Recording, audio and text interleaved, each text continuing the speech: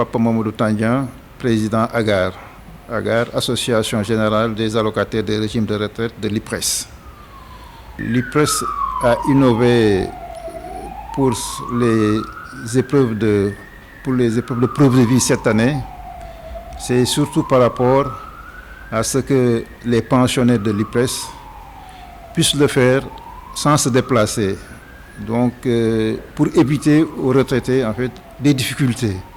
Donc, c'est pourquoi l'IPRES a pensé, avec les nouvelles technologies, de faire par la digitalisation. La preuve de vie est une activité normale de l'IPRES parce que ça fait partie en fait de son travail.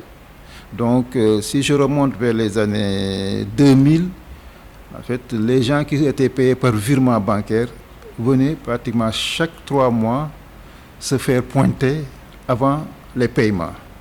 Donc, c'est vers les années 2006 que les gens ont peut-être dit que 3 mois c'était un peu serré. On l'a mis jusqu'à par 6 mois. Pour cette opération de preuve de vie, en fait, l'IPRES l'a allégé aux pensionnés en mettant en place un système qui permet de rester chez soi, de ne pas en fait bouger. Donc, le retraité qui peut le faire lui-même, en fait, peut le faire à partir de son téléphone. Maintenant, si peut-être qu'il a des difficultés pour le faire, je crois qu'il peut être assisté par son fils ou bien par son petit-fils ou bien un membre de la famille.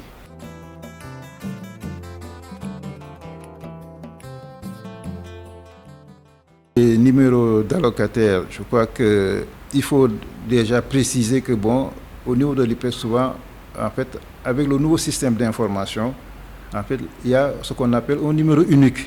En fait, on va l'écrire sans espace. On le met en machine sans espace. Et je crois que, donc, une fois que c'est fait, donc, la machine affiche, en fait, votre nom pour s'assurer que c'est vous-même. Si c'est vous-même, maintenant, la procédure continue.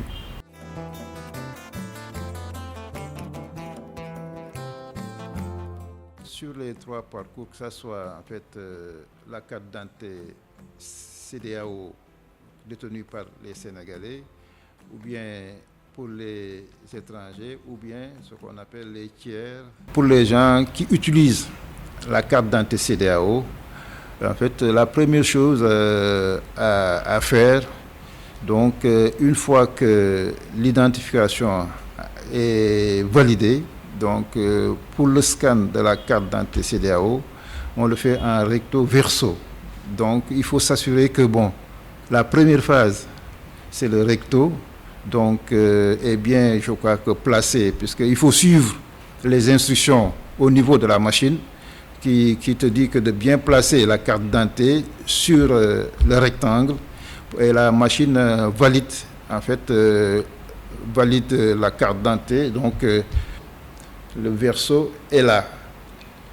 Également, bien placer la carte d'identité et bien le cadrer. Une fois que c'est cadré, également, c'est l'application qui valide effectivement le verso.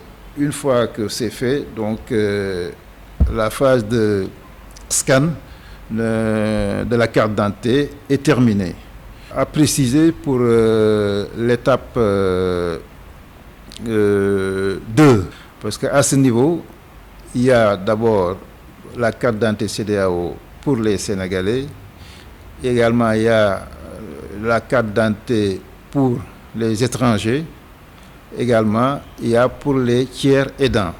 Donc, pour la pièce d'identité CEDEAO, c'est les Sénégalais disposant de leur carte CEDEAO.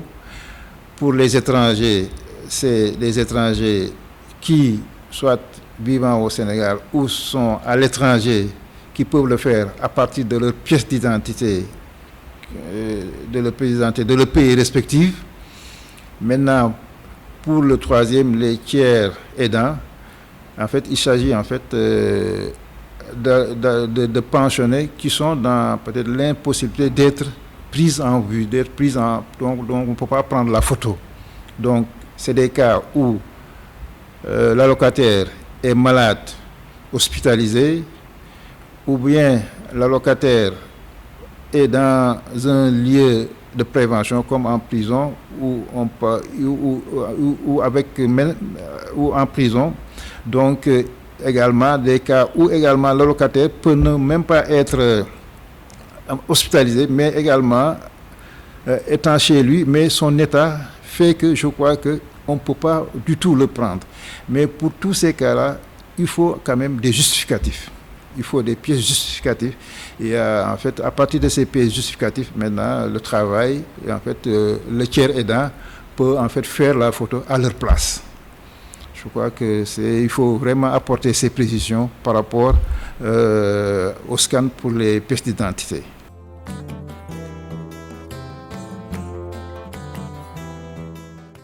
Par rapport à la photo communément appelée souvent selfie pour les plus jeunes, donc je crois que cette phase-là est la phase la plus importante à mon avis, puisque il faut déjà que la prise là où on doit en fait prendre cette photo il faut le mettre à hauteur en fait des yeux. Également, lors de la prise de la photo, il faut pas trembler, parce que ça peut en fait te retarder la prise, la validation. Il ne faut pas également porter de lunettes, également pas de chapeau. Donc on le fait tête nue et sans lunettes. C'est l'application qui va valider elle-même en fait la photo. Donc une fois que c'est validé, ça veut dire que cette phase-là en fait est terminée. Avec vos enfants, vos petits-enfants, ils peuvent vous aider sur ça. Et je crois que ça va permettre rapidement la validation au niveau de cette phase pour la photo.